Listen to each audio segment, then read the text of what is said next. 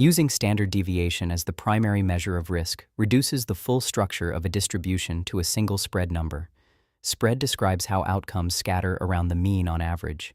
It does not describe the structure or magnitude of the worst outcomes. Standard deviation is the square root of variance. It restores the unit of the original variable and measures the typical scale of deviations from the mean.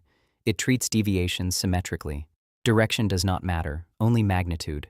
This makes it a summary of scale, not of risk structure. A running standard deviation computed along a trajectory tracks the historical spread of the process.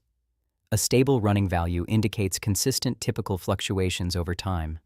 Stability of the spread measure does not prevent a single extreme excursion. Two processes with identical standard deviations can produce fundamentally different extreme events. One remains near its mean most of the time. The other occasionally makes excursions far beyond the spread band. The standard deviation does not distinguish them. Standard deviation is not a bound on outcomes. Events many standard deviations from the mean remain possible. A small standard deviation describes the typical scale of fluctuations.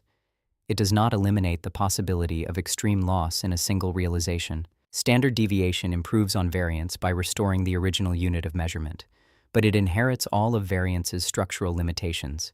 It cannot distinguish processes with the same spread, but different tail structure, different correlation patterns, or different failure regimes at extreme values.